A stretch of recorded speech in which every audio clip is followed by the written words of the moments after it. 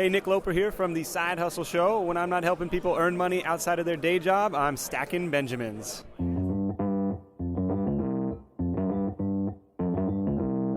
Live from Joe's mom's basement, it's the Stacking Benjamin Show.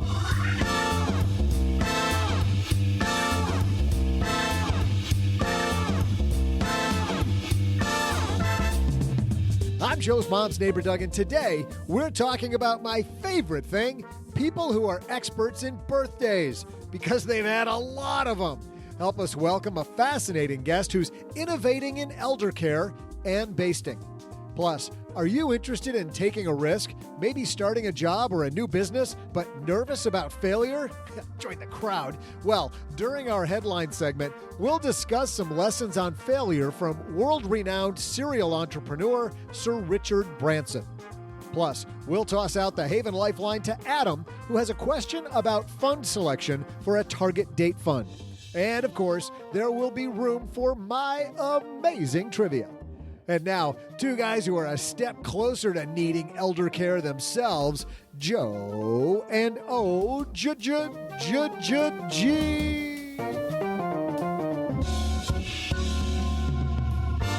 Not if I have anything to do with it. You really don't want 3 square meals a day and television on, arranged activities already. You don't want any of that? Shuffleboard at 2 o'clock. I think I'd be great. Ladies and shuffleboard. gentlemen, our shuffleboard tournament is now beginning. I don't know. I'm all Make your for it. way to the shuffleboard area. Hey, welcome to the Don't Knock It Till You Tried It podcast. I'm Joe Salciha, Average Joe Money on Twitter, and across the card table from me, the shuffler in this shuffleboard of a podcast, Mr. OG. I am kind of all over the board today, but here I am reading an article of the financial sector spider ETF. Fantastic. Okay? Real quick, Living the dream. quiz question. Number one holding in the financial sector spider ETF. Don't look it up. No cheating. No cheating at home. What do you think? In the financial sector? I've got the top 10, so just kind of real quick. Well, it's JP Morgan Chase. Yeah, JP's in it. Yep. There it is. Oh, they're not number one, though. Oh, they're not number No. one. All right. No, they're number two. Goldman Sachs. Goldman Sachs is in there. Yep, they're 10th. Okay. Your favorite bank? Oh, Bank of America. Your second favorite bank? Wells Fargo. There you go. Amex, CME Global, Fidelity? BlackRock. Is Fidelity in there? Fidelity's not privately there. traded. Oh, yeah, that's right. Come on. Yes. Citigroup, number one. Try to keep up. Number one. The number one financial company in the entire world, apparently. Citigroup. Berkshire Hathaway B. Duh. Of course. Do you think of them as a financial company? Well, I should have, because of all the insurance stuff that he does. He owns 10% of American Express. Yeah. And Wells Fargo. Yeah. I thought they sold part of their Wells Yeah. Fargo. Anyways, do you want to keep rambling or do a show? No, hey, we got a great show today, but the first thing we have to say is a big thank you to Student Loan Hero. Ready to pay off your student loans? We thought so. Get your custom repayment plan today and see how they can lower your interest rate, help you decrease monthly payments, and find forgiveness at studentloanhero.com for more. We got a great show today. Anne Basting is one of the foremost experts in changing elder care. OG, here's the interesting thing. You know how when Tony Robbins said you hear one guru say something, it might be just their thing, their shtick, but you hear several different gurus say something, you know that's probably a truth. You should make a podcast out of. Oh, sorry. What did they say? What's amazing is that we have had organizational experts say this thing. We've had business experts say this. Now an elder care expert is going to talk about the same thing. What is it? Oh, What are we going to talk about? you have to listen to find out. I Isn't am that a great literally hook? on the edge of my seat. It's a fantastic hook. But first, we have headlines. So let's get this party started. Hello, darlings. And now it's time for your favorite part of the show, our Stacking Benjamin's headlines. Our first headline comes to us from the Wall Street Journal. What could possibly go wrong here, OG? Investors find new safe place to hide. Guess where it is? Behind the sofa, you think? You think it's behind the sofa? This is written, by the way, by Anna Hertenstein. Oh, boy. Safe haven. There's a little tongue in cheek here. That's what I'm think they're going with this. I'm going to say their safe haven is Tesla call options. Probably. Yeah. Based on what Elon Musk said in May, by the way. Remember May? He said he thought Tesla stock was too high. He said that. He did. Do you remember when he tried to take the company public at $4.20 a share? Private, I mean. He tried to rebuy it private at $4.20 a share. Yeah. It's amazing. No, not Tesla. Not Tesla call options. Okay. How about Chinese bonds? Oh, the safe haven of all safe havens. Of I didn't even think. Yes, that fully disclosable country over there. Yeah, they're The first place I go when I'm looking for safety and transparency. safety transparency. China. Anna writes, investors seeking shelter from the turbulence in markets have found a new haven, Chinese sovereign bonds. Perfect place to put your money. It's amazing. They just keep ticking because we don't have a really transparent market. Foreign capital flowed into locally denominated Chinese government bonds in the second quarter at the fastest pace since late 2018, according to data from CEIC, an economic data provider, surpassed 4.3 trillion yuan, that's $619 billion, the highest on record. International ownership of China's debt has been on the rise in recent years as Beijing has made it easier to buy and sell after the securities were added to key bond indexes beginning in 2019. I think we need one of those. You get that fancy little doohickey right there where you get to control the voice modulation. And, I think we should have a button that says that's like Dave from Tennessee going, "That's just stupid." Well, here's why people are doing it. It's because there's the benchmark 10-year bond yield 3.118 versus 0.597 in the US and 0.023 in Japan. And by the way, minus negative interest rates in Germany, 0.515.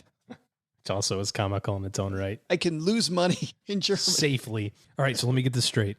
If I give you my $100, you're going to give me $99.50 back. Yes, sir. Correct. Perfect. I'm in. That's so safe. I'd rather safely lose 50 cents. That's all it takes? Yeah. Well, I guess this just goes to show how people don't understand the concept of risk and return. Because would you say the number was 0.5 was the US 10-year at the time of this article? 0.597. So you're getting 6x the return?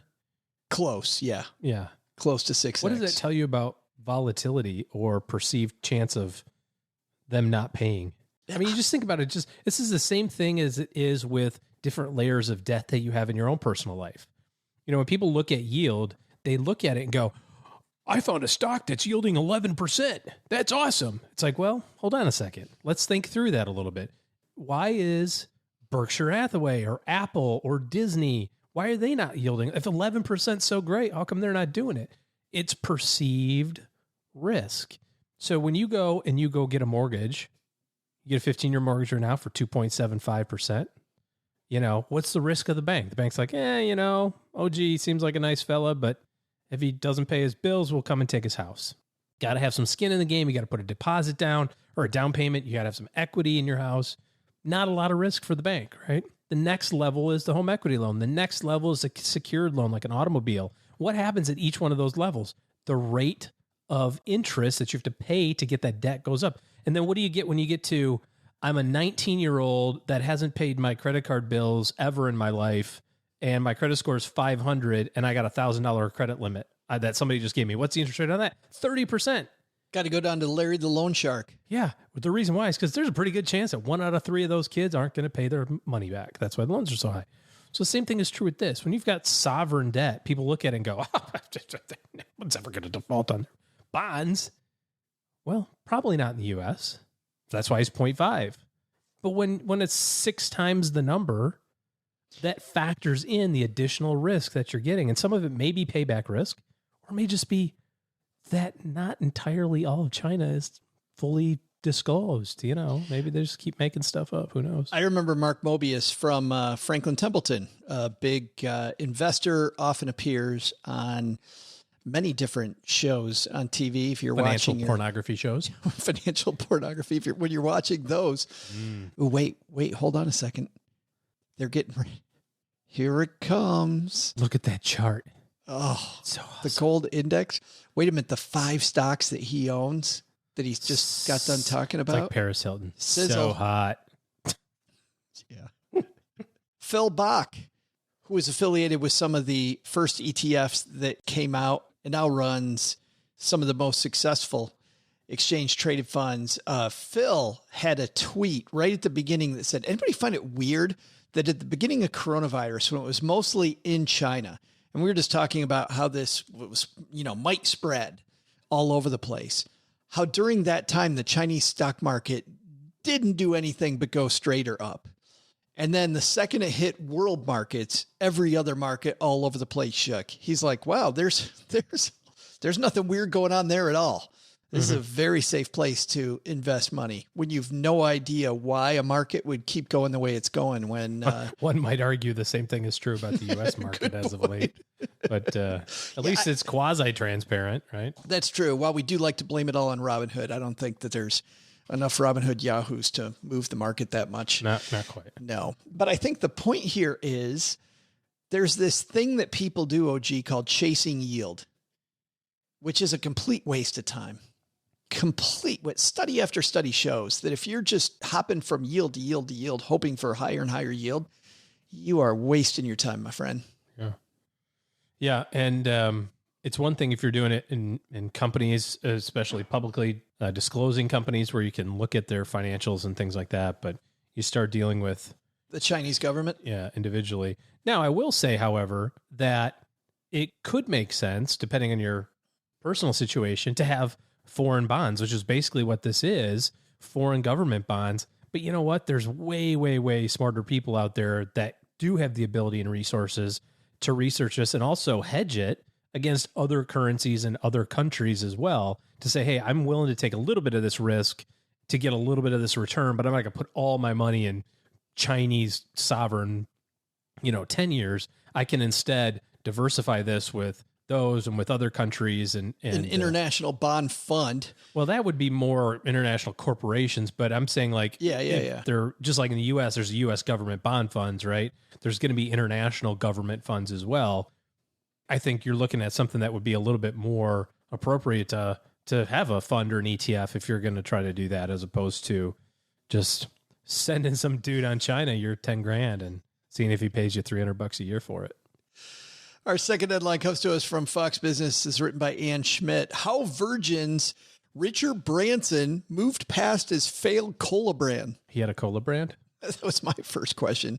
Richard Branson is a prolific entrepreneur, but not all of his ventures have made it big. For example, Branson's conglomerate Virgin Group started a bridal wear company called Virgin Brides. No way. No, that can't be true. It's right here in the piece. Okay. Virgin Brides. I can see why that might have not taken off. 1996, but it lasted until 2007 for 9 years. Well, that would be 11 years, but for 11 years. New math. Yeah. New math. I'm practicing new math. For 11 years, there were these women walking around saying, I'm a virgin bride. I don't even want to talk about this. No, that's not good. According to Business Insider, in 2000, Branson launched Virgin Cars. That'd be new cars, right? New cars. Wouldn't that be? Which sold vehicles online. Wasn't very popular. Business Insider reported that in 3 years, the company only sold 12,000 cars. By 2005, it was closed down. But to Branson, this piece reads, that's just part of entrepreneurship. Failure is a necessary part of business, so it's incredibly important for all entrepreneurs and business leaders to know when to call it a day, learn from their mistakes, and move on fast, Branson told Forbes in 2015. I love this piece. I say that's the message. That is the message. Throw stuff against the wall. I mean, maybe not that, but you got to track. If you're an entrepreneur or you have rental properties or whatever your thing is, you have to have metrics for that. You have to have ways to see how you're doing. And if you do, then you can make educated decisions. I feel like I'm doing okay. Same thing with your financial plan. I feel like I'm doing okay. And then you do the calculations and go, whoa, a little far behind, or, oh, dang, I'm way far ahead. You got to have metrics along the way to be able to That make is decisions. The first question most people can't answer is ahead of what or behind. I feel like I'm doing good compared to what? Yep. Compared to what? The other thing here that I like, well, there's a couple things. Number one is I remember it was Walt Disney. Believe it or not, OG, I can quote a little Walt Disney. I know you find that shocking. Walt Disney, who... I don't know how to do the Steamboat Willie whistle. Who says, I have failed more often than most people have tried. Oh, yeah. Yep. I think that's important because failure, natural part of being out there, just realizing you failed. But the second thing, and this is the hard one, OG, is knowing when you failed. How often have you had people call you and they have a fund that's made a lot of money. Like, wow, we made a lot of money. We should sell it. None recently. Why? No, we don't make money here. We made That was any a money? joke, people. Yes. We have some. That is a joke. But people that say, hey, I want to sell this thing, but then you call them about selling the thing that's wrong, the bad idea. I remember back in the day when Ford was really struggling, and I had a new client Last Tuesday? who came from Ford, and they had their whole retirement in Ford. Fords. And I said, that's right. You got to call it Fords, the Fords. You're trying to talk to them about diversification and we had to sell some of none of it. In fact, I knew he was going to be so negative about selling it that I even did the wrong thing, which was I had a strategy about selling it a little bit at a time over the course of a year, right? Let's sell it and get down to the right percentage over a year so that he didn't have the sticker shock of let's sell 90% of it now, which is what we needed to do. Probably needed to sell 90% of it like 7 years before that. Correct. Actually. But he said, no, Ford's down. I don't want to sell it when it's down. Let's wait for it to come back. Here's the quote. Wait for it to come back. Yeah. I like what Richard Branson said here. Listen, we made a mistake, got too much in the wrong place. Let's rip the Band-Aid off, get rid of virgin brides, virgin cola, and instead focus on our winners. Also helps when you have a couple billion laying around to throw at stuff. It does. But I know some people intimately well that own businesses that they know are failing. I know are failing. Everybody knows the business is failing and they keep doubling down, tripling. No. I'm just around the corner. Dude, you've been around the corner for 10 years. Jeez, I didn't know you had such a frank assessment. You can't get all this. You can't get this time back. Of Doug's business.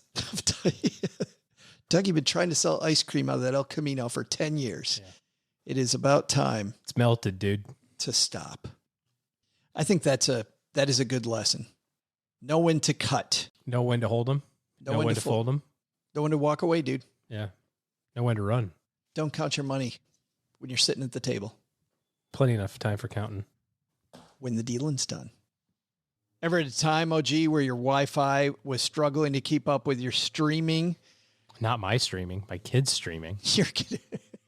And video game playing and FaceTiming. 5 people online at the same time at your house. That's a struggle. Online with 2 devices. Yeah. What if you've got everybody handling 2 devices, streaming, work, gaming, video, calling all at one time? Well, when you're connected to your world by Wi-Fi, make sure it's the best. Bring your Wi-Fi up to speed with Orbi Wi-Fi 6 from Netgear. Orbi Wi-Fi 6 is the best and latest in Wi-Fi. It covers your entire home with the fastest Wi-Fi for uninterrupted streaming, video calling, and working and learning from home on more devices than ever before in any part of the house. You think with so many kids, OG, that are possibly going to be working from home this fall, figuring out how to get the Wi-Fi to finally work right. Yeah. Might be a little important. And finding out how every part of the house needs Wi-Fi. Because I don't know about you, but when I was at your house with the whole family there, like I was looking at how can I sit in the back closet by myself with noise canceling headphones on, just be in my own little world. Hello, darkness, my old friend. At the OG household. It is a little chaotic at my house, huh? It is a little chaotic. It's fun. It is very fun. The Orbi Wi-Fi 6 is Wi-Fi perfectly engineered. Ready for the best Wi-Fi ever? Find out what makes Netgear America's #1 choice for Wi-Fi at netgear.com/best Wi-Fi. That's netgear.com/best Wi-Fi.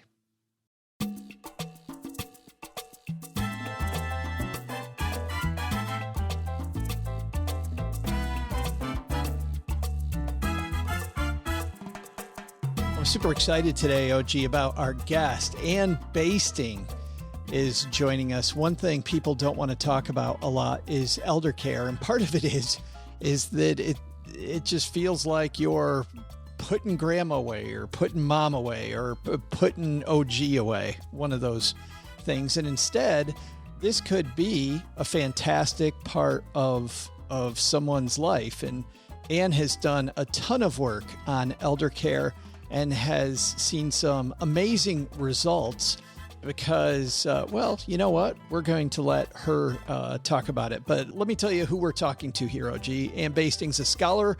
She's an artist. Her work focuses on the potential for the arts and humanities to transform our lives as individuals and communities. And she, for the last 20 years, has dug into how to infuse the arts into care settings and what that can do for people that have cognitive disabilities like dementia. She has a new book out called Creative Care, A Revolutionary Approach to Dementia and Elder Care, something definitely that cost a lot of money for a lot of people. But today I did want to talk about the money aspect, because we talk about the money aspect all the time. But if I'm paying for it, OG, I want it to be worthwhile. And Anne's going to talk about creativity and elder care. Let's say hi to Anne Basting.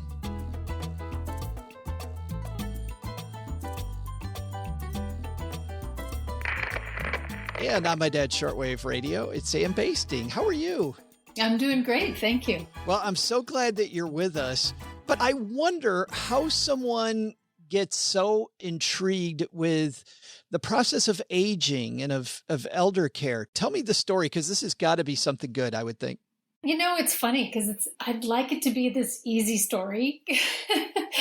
It's so much easier. People always think you must have been super close to your grandma or some simple explanation, but it's an unfolding over time that starts with me being one of those kids, maybe you knew one or two of them, who got along with adults better than kids. People your own age, people my own age. And in middle school, I found them perplexing. And probably equal, vice versa. They found me perplexing. But so I hung out, with adults, taking art classes, and I did have close friendships with my grandma. I didn't see her all that often, but I think it was just an accumulation of those things that then kind of led me to a place where I found myself visiting my grandmother in a nursing home and figuring out that she'd had a stroke. She couldn't speak. Really figuring out that, wow, she can still tell stories if I change how I invite those stories out. And we still had a relationship, even though she couldn't talk. I found that so fascinating that I think it just caught me and kept me interested. How could she tell stories without speaking? She had a crooked little finger that she would point. It was sort of bent with arthritis. And then she had a sound, and she was very emphatic. So she could guide you through a series of, like the game 20 questions. With her, it was about 500 questions. But at the end of it, you'd be guided to this very specific story that you sort of realized you had just told, but she had somehow guided you through. It was really fascinating. That is.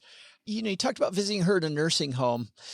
You more than anyone would know the way that elder care works now versus the way that maybe we hope that it should. How do you think elder care needs to change? Oh, goodness. How long do we have?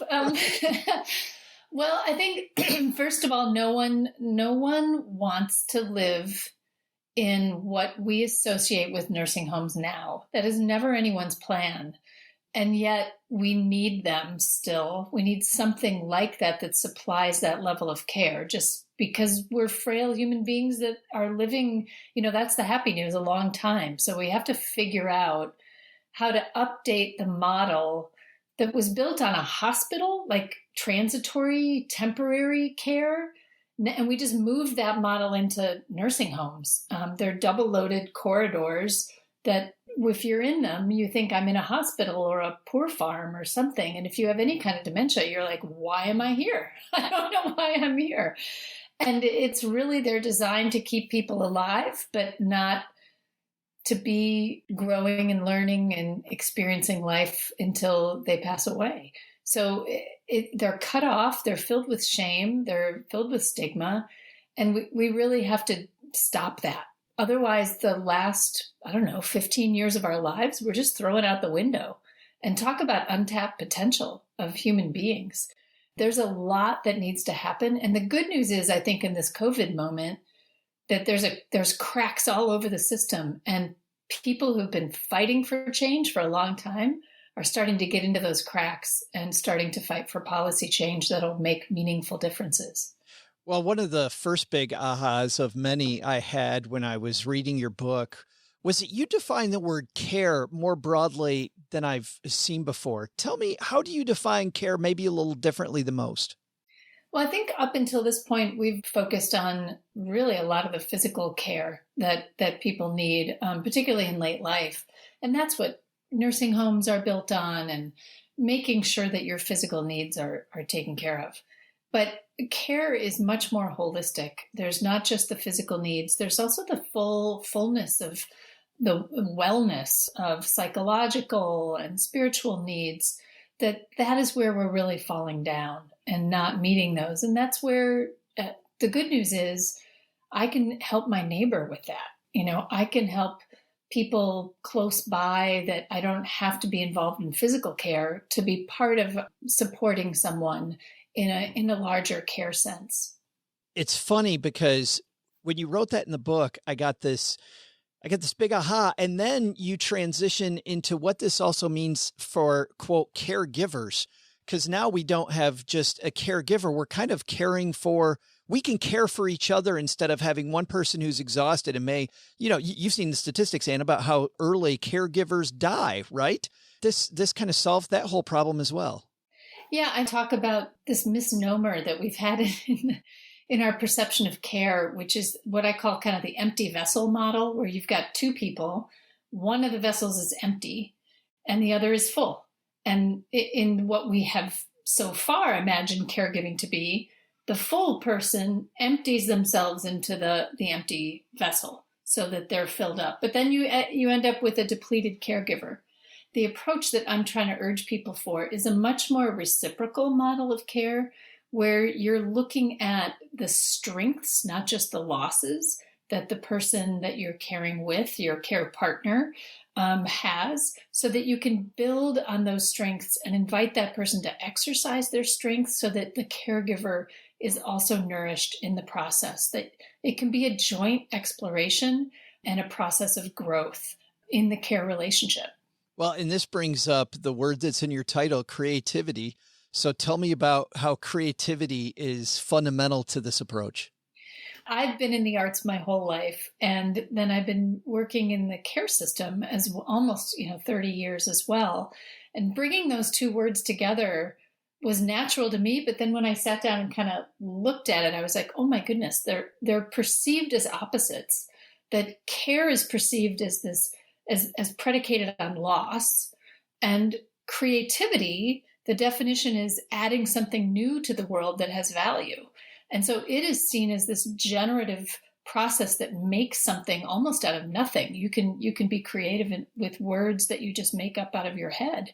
So while one is generative, the other is built on loss. And if you bring them together, you can reorient the way we understand care to become generative in and of itself. You can grow and create something valuable through care.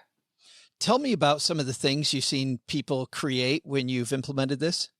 Oh my goodness, there's really no end to it. The nonprofit I started, Time Slips, calls it's Time Slips Creative Storytelling.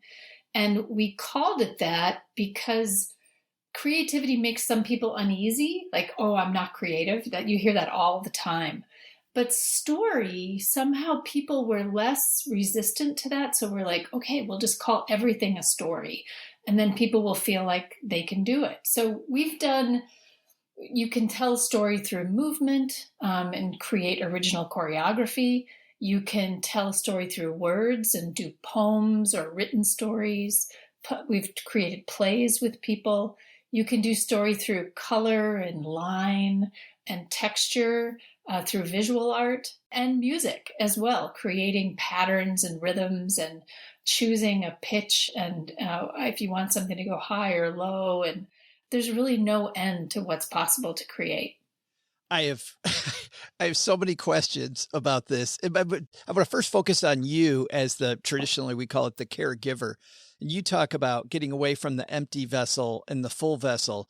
So how does this nurture you then as the person who is the traditional caregiver? One of the chapters is called Beautiful Questions. That's how I describe a question that you ask to meet the person where they are and open up a shared path of discovery. There's no right or wrong answer. And learning to ask the beautiful question as a caregiver is a real art. But when you figure it out, you basically are avoiding conflict and nourishing yourself and the other person at the same time. It's really quite profound. An example would be actually, it's interesting. My father is caregiving for my mother now, who has been diagnosed with Alzheimer's. He told me about a moment when they had gone out to dinner. They'd had this wonderful time with friends. They got home and mom said, "Do you want me to set the table?" And he easily, in a lot of situations, caregivers would get upset. "We just had this beautiful dinner. What do you mean you don't know that we ate dinner? Of course and just frustrated and sad. But instead he paused and he asked her, "Are you hungry?" She said, "No. We ate already, didn't we?" "Yes. Tell me about how you're feeling." And it was walking around the conflict to where she was, instead of confronting with facts and trying to correct or being angry at a process that we really have no control over. I'm sure that you've seen some empirical data about what this does for someone who maybe is in your mom's state. Have you found a difference in longevity? I'm sure you found a difference in just quality of life. That's a good thing about the last maybe 10 years or so. There's been sort of an outpouring of research on this. I think it comes from a little bit of cure fatigue. We've been told for 25 years that a cure is 5 years away. And I think people are like, you know what? Let's invest in care right now, because we know a lot about how to improve the quality of our lives. One study that we did on the time slips improvisational storytelling approach, where we use images to then invite imagination-based stories, found that it improved the quality and the quantity of engagement between staff and elders in a nursing home on an Alzheimer's unit, and also the amount of communication coming from the person with Alzheimer's. A lot of times what happens is the person afraid of saying something wrong will edit themselves into silence. And so then the disease process just goes more quickly. And if you keep someone talking, you can understand and form relationship much more as well. I have not had someone in my immediate family with Alzheimer's. My wife's aunt has, but when I was taking care of a client's money who had no close relatives, it was actually a friend of his from college who ended up being his caregiver. And what was frustrating but I got to make the phone call and tell him that this guy that you haven't seen in 30 years, you'll be taking care of. But one thing I remember from that was people reminding us not to be frustrated when people would say, like your mom did to you, where does this bowl go? Because I have to imagine when your mom says something like that to you, or your mom says to your dad, should I set the table? Your initial thing, I would think, would be to be very frustrated. Well, I think you have to sort out if you're angry at the disease and, fate, or if you're angry at the person. Because really whatever's happening in the brain is not their fault. All behavior is communication.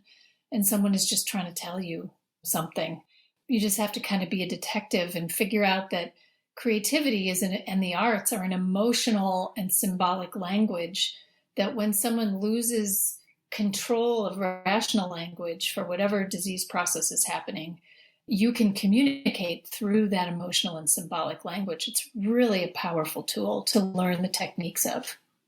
I want to ask you, it started off with a lesson, I think, with you and your grandmother, but then you talk about also just groups with young people who there's this powerful intergenerational thing going on with some groups. And I found this fantastic. Is the name of the group, it was capital SAIR. Is it pronounced the SAIR program?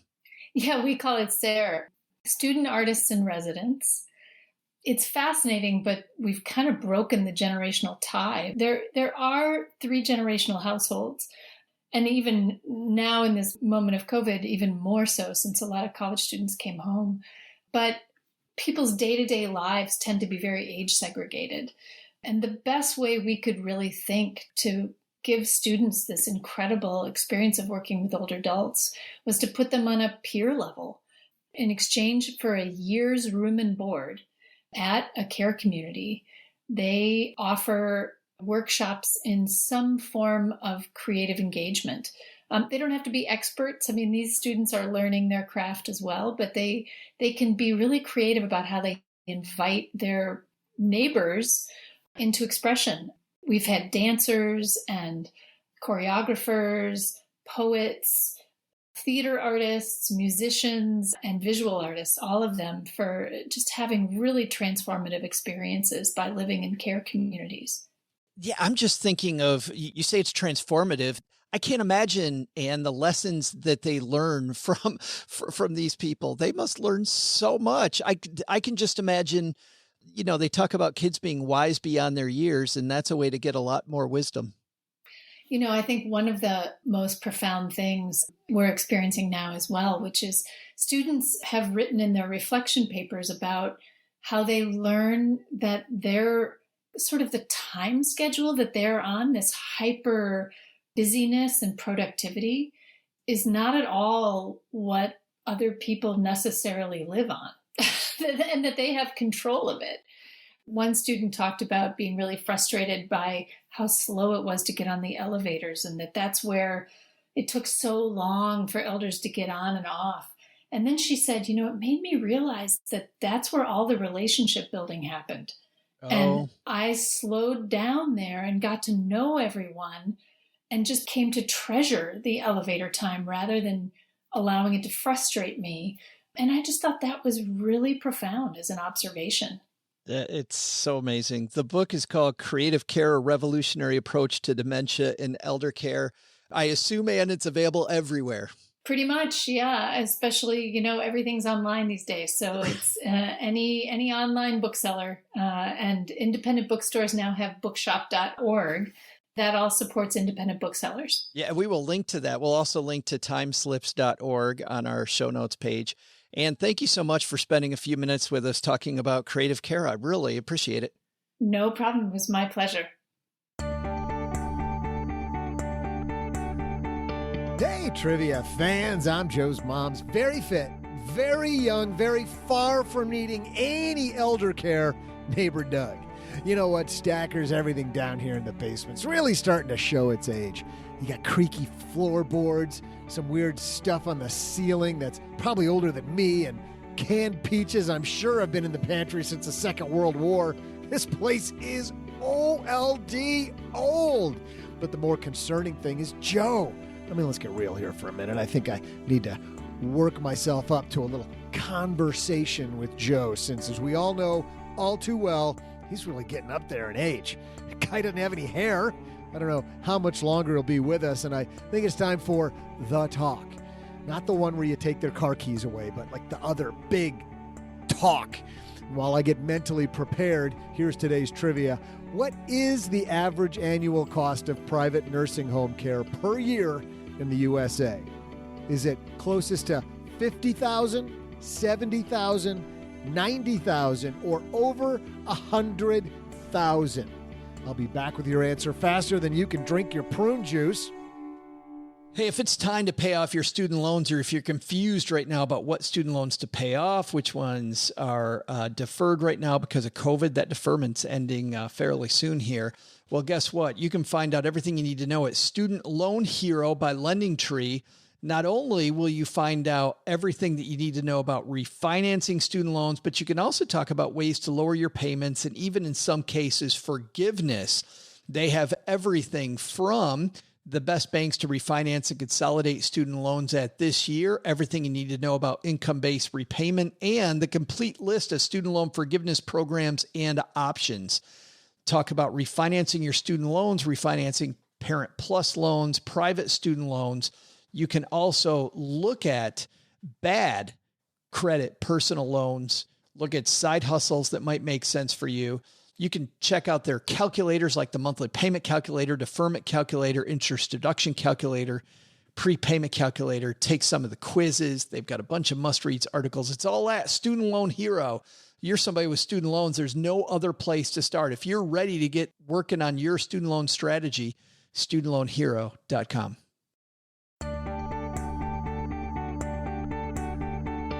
Hey, young and hip and certainly not old trivia fans. I mean, all my fans are like young and virile and like good looking. And I mean, of course, they're fans of mine, right? I'm Joe's mom's neighbor, Doug, and I hate to break it to you all, but I'm not sure how much longer Joe's going to be able to keep up and continue to host this podcast. There are a few concerning things about Joe. One, when you're old, you lose your hair. And that guy, it's gone. Find me a young person who likes board games as much as Joe. So there's number two right there. And he tells the same stories over and over and over again, like you haven't already heard them 1,000 times. And these aren't like short stories. He's off on tangents. He's talking about how like the 2nd century relates to his trip to the Citadel or something. I mean, it's just mind-numbing listening to the dude. And most concerning, he sold his house and now he's staying with family and friends. He's just like vagabond. Between us, I'm pretty sure that's because he's scared he'll fall down and won't be able to get back up when he's all alone. So he's got to be with people all the time, right? I mean, the writing's on the wall here. I think it's time. The time has come that we should seriously consider suggesting Joe find a nice retirement home and probably take his car keys away. 'Cause, I mean, if you're ridden in the car with the dude, it's terrifying. Anyway, we love you, buddy, but it's time. It's just time. Before I deliver the message, I got your trivia answer right here. The question was, what is the average annual cost of private nursing home care per year? Well, costs vary widely across the country. If you guessed that the average annual cost is closest to $90,000, then you'd be right. In fact, the average cost is $87K, which means this is definitely something that you want to keep in mind for your long-term financial plans because it can break your bank in a hurry. Break your bank? Break your bank. Break your bank. Well, time to go help Joe into a home of his own. See ya. Big thanks to Anne for stopping by. You know, OG, this is what I was alluding to at the top of the show. Tracy McCubbin, the fantastic organizational expert we've had on the show, talked about for older people have their house filled with these pictures of times that they had, fun that they had. And she said, not only is it clutter, it also means that you're living life increasingly in the rearview mirror. Why fill your house with stuff in the rearview mirror? Like a vision board instead? Absolutely. Well, think about what Anne's talking about having people be creative, having seniors be creative, because the creativity doesn't go away. People are very creative, but you ask grandma to remember something, like she said, she gets frustrated and you get frustrated and everybody gets frustrated. So don't do that. But then Austin Kleon, right? Austin Kleon talked about the role of creativity in having a great business. So when I hear a gerontologist and today a business coach like Austin Kleon and an organizational expert all say, spend your time on creativity in the future and not on remembering what you did in the past. Man, I think we got something there.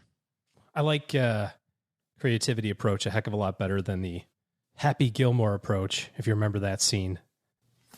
My fingers hurt. Oh, well, now your back's gonna hurt because you just pulled landscaping duty.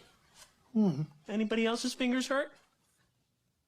I didn't think so. Terrible scene. I love Ben Stiller's mustache. Oh, yeah. In that scene, but he's got this just awful handlebar mustache. I think, no, the creativity.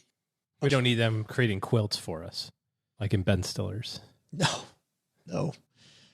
I do think it is the time slips idea. By the way, we, as I mentioned earlier, we'll link to Time Slips, her organization, and also to Anne's work and this book on our show notes page at stackingbenjamins.com. Great stuff. Hey, let's throw out the Haven Lifeline, OG, and we'll tackle some of life's most important questions. Our friends at Haven Life Insurance Agency put what you value first, not getting gardening duty. Yeah. Landscaping duty. landscaping. Arts and crafts time has been expended for 3 hours.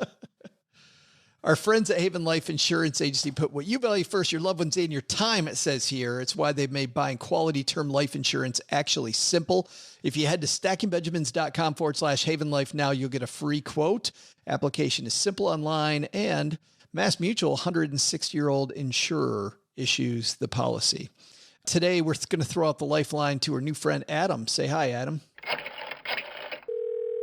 Hey, Joe and OG. A couple weeks back, you had an episode about target date funds, and I found out you basically don't like them very much. I'm looking for some advice on 529 plans for my kids. My kids won't need the money for another 15 years or so, but I'm currently enrolled in some target date funds for that date, which seems like it's in the future really far. But I would like to know your advice on how to plan for that money when it needs to come out. Anything you can do to help me out would be great. Thanks. Hey, thanks for that question, Adam. And I thought we were kind of specific here, Adam, and I'll apologize if we weren't. I think we feel a little differently about target date funds, OG, when it comes to college, because you do need all the money then on a specific day. Yeah, pretty much. I think you have to look at each state because each state has its own company that runs it, which in turn have their own products inside of that. And some of them are good and some of them are not good. In fact, I would say in the 529 space, I bet you it's probably 70-30, not good to good, if you will. Three that we like very much. Myself, by the way, I'll say I like the Fidelity Unique plan. I think that that's a good, responsible plan with good funds inside of it. Vanguard has their Utah plan, which I think is very good. And then I also like the Alaska plan. T. Rowe Price runs that plan. Those are three. Yeah, our go-to is probably the Utah one, unless you get a tax credit in your state. Yeah, watch out for that tax credit. And then you got to take advantage of that probably. But I don't know that our way is the right way to do it, but I can tell you how we do it, which is pretty much all stock. Well, that's almost the whole kit and caboodle anyway for us, but almost all stock, split that US, not US, you can get a little more granular and say, maybe some large company, small company, and international if you want three funds. But either way, I'm going to go pretty much all US stock until my kid gets to be a freshman in high school. When they go to a freshman in high school, I'm going to take their freshman of college money out and put it into something safe and secure, a bond fund, a cash fund, whatever is going to be guaranteed to be there in 4 years. And then I'll have 3 years of money that's invested in my sophomore year. I take the sophomore year money out, junior year, junior, senior. And by the time they get done with their senior year, or actually, I guess by the time they start their senior year, they will have then transitioned all of their portfolio from being all stock to basically all cash or fixed income, because now you're going to start writing checks. You're safely taking it out then. Yeah. Because I think, and I haven't done any research to suggest that this actually works all the time. I guess nothing works all the time, but 4 years seems like a long enough time horizon that if I've done well up to then, if I've done great savings up to then, by taking 1/4 of my portfolio and moving it to cash, effectively you're going from 100% stock portfolio to a 75-25 portfolio with 4 years to go. And then a 50-50 portfolio, then a 25-75, and then a 0-100 over that 4 year period. So it's kind of like you're creating your own target date fund anyway. But I don't know how target date funds do it. I think most of them in 529s start that decrease of equity exposure much, much sooner, like around age 12 or 10 even, I've seen. And to me, that just seems a little ridiculous. Yeah, but still not as egregious as what we were talking about the other day and what we often talk about, which is for retirement. I think a target date fund is less poor choice than for retirement. I agree. Yeah, because you're using it in a short time. Thanks for the question, Adam. See how easy that was? Adam asked us a straightforward question, and we are going to send him a straightforward Greatest Money Show on Earth t-shirt so that he can show everybody what a badass he is for calling in to the Stacking Benjamin show. That's going to do it for today.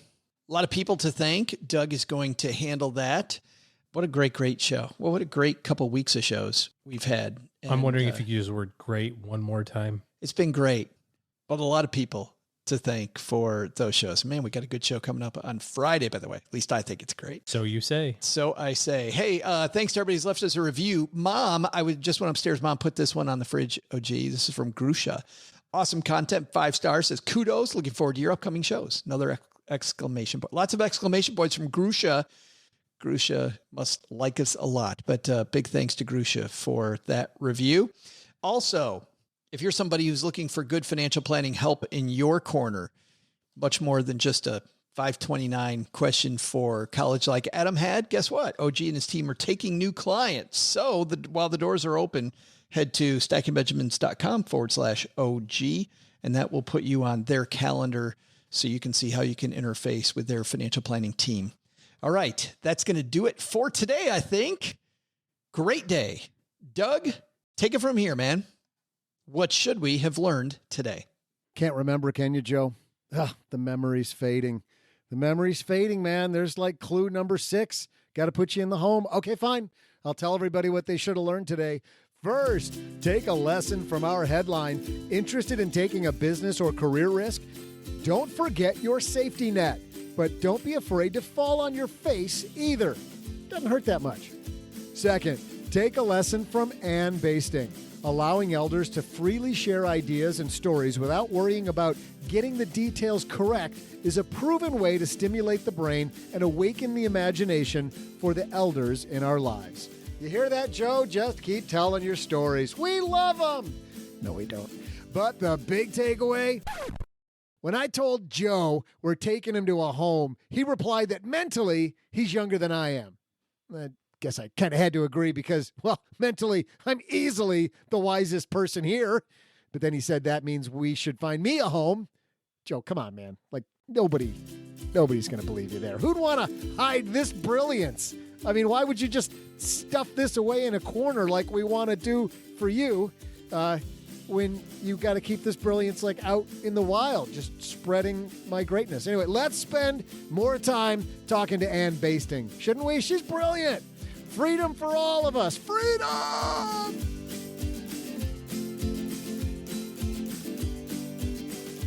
Big thanks to Anne Basting for joining us today. You'll find her breakthrough book, Creative Care, wherever books are sold. Or, if you want to support independent bookstores and the show, buy it through our bookshop.org link on the show notes page.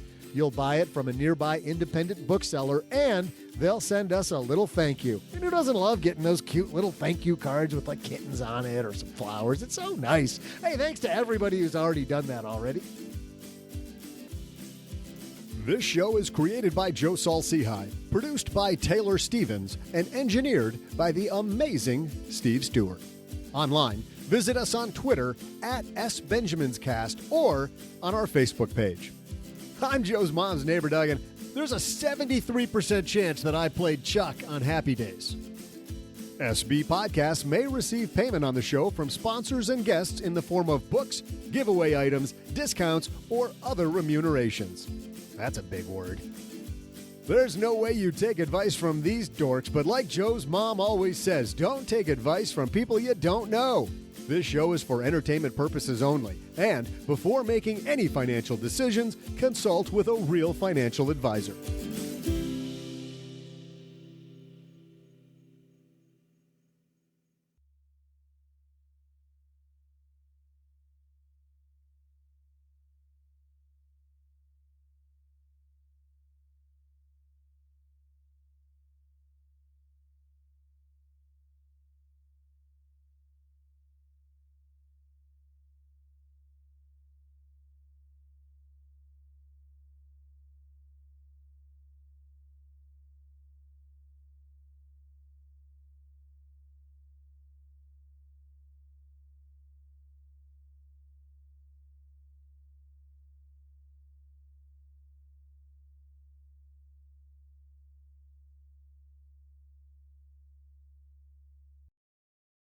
Welcome to the after show. This is the part of the show that doesn't exist. Oh, gee, I got to play this for you. Please. This is funny. Well, I thought it was funny. I just think it's funny that you co-opted my desk. And I'm relegated to sitting over here. Oh, this isn't my desk? I thought it is a nice desk though, isn't it? Yeah, I got to tell you, this is a comfortable chair.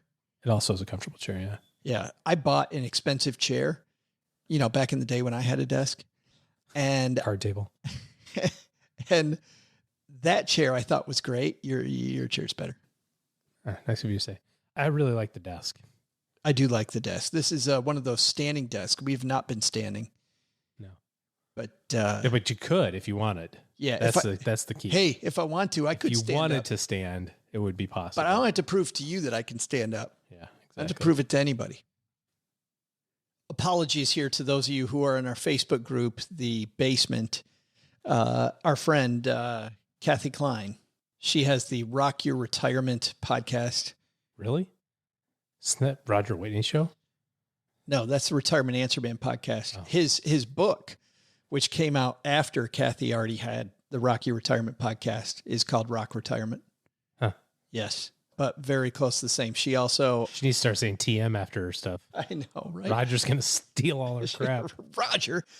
She also, by the way, runs Medicare insurance specialty business, MedicareQuick.com. I think we have to get Kathy on the show very soon. But for now, Kathy posted this to the Basement Facebook group, and I thought it was funny enough that we definitely got to share this. This is a local news affiliate. I don't know which local news it is, but tell me, OG, if you agree with this. This is a segment about a school teacher. Well, we'll let the anchor set it up. In isolation, people working from home, they're trying to figure out things to do with their families, things to figure out how to pass the time. Yeah. Lindsay and Kels, a lot of teachers have been going online and coaches trying to help out their students and their athletes. This one teacher in particular, music teacher, I thought was phenomenal. Not only did she pick up an instrument and decide to help out her student and spread some joy, but she wrote a song, and as inspiration, she was going to share what she's been going through and how it makes her feel while she is in isolation. Have a look. Hey, so as some of you guys might know, I'm a music teacher, and I found that one of the best ways that I can process the whole transition to online learning and teaching is to write a song. So I wrote a song. I'd like to share that with you guys now. Here we go.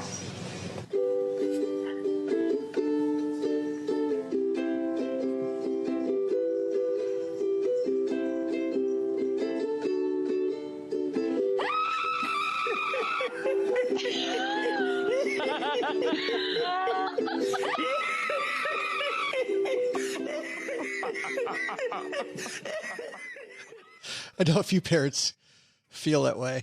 That's pretty funny. I thought that was great.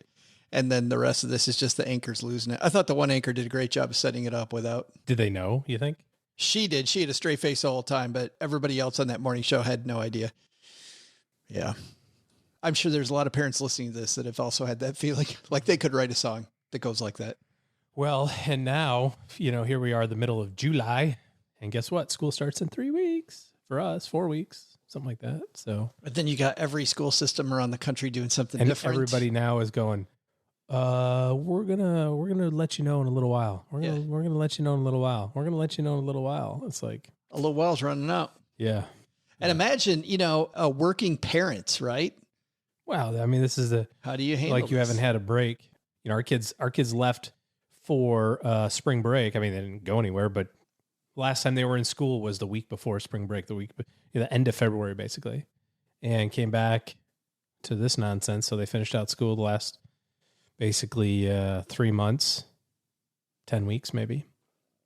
And now it's looking, and I get what the thing that's irritating is that it's a no-win situation. Agreed. I mean, if you're an administrator, you have a pretty good sense of what you're doing, but you kind of want to just kind of drag your feet because hey, maybe things get better, some guy comes out and goes, hey, if you gargle Kool-Aid instead of salt water, it's better. Maybe that's the cure. I'm not sure, but if we all do the safety dance in unison. Well, the thing is that I don't remember who said this. I don't know if you told me this or somebody said, oh, it's a different thing. But anyways, the person who's in charge of this activity said that he was advised by all these doctors and physicians and all these people. Take until the last minute to make your decision because every day there's new data. I think we would have all said at the beginning of June, like, hey, we're good. We're good, man. It's the beginning of June. Everything's great. Maybe it's not so great now, but maybe by the beginning of August, it'll be great again. And so if you're a decision maker, somebody who's got to figure all this crap out, you've got to have plans A, B, C, D, E, and F on the shelf ready to go. Because if you said, all right, listen, we're going to put the kids in school. Well, I think in some areas people call you crazy right now. Yeah. But maybe that turns out to be okay. Right. But you don't even get your message out before you you just get lambasted by everybody. So you just got to wait. Or maybe you're thinking in the back of your head, like, I don't think we can do school right now. But if you say that, now you've got all the parents and everybody else going crazy, going, oh my God, how am I going to do this again for another 3 months? Like, I've already dealt with it. And then you get to the second week of August when our kids start and maybe things are better. And now you got people who are like, I made all these plans. The kids could be in school. You know what I mean? So it's just, it's a good thing I'm not a decision maker, because guess what? I'd have made decisions in February that a lot of people would have disagreed with. If it were you and I, going back to this dumb show that I told, everyone I was watching, The Order, you know how they decide that you and I would do this the same way, OG. If we were deciding if school were opening or not, you know what we'd do? We'd have a beer pong tournament. Loser has to go to school? How do you do that? Loser has to make the decision and say, I decided. Yeah. Yeah. After drinking all the beers? and then see, but the thing is, what you have to do is you have to put all of your decision making online, like on Twitter or Facebook. Like, this is how I've decided. Like, so I think that this is all this way and you guys are all that way, and whatever. If I hadn't missed the third solo cup in a row, I would have not had to make this decision. I want to see a superintendent say that.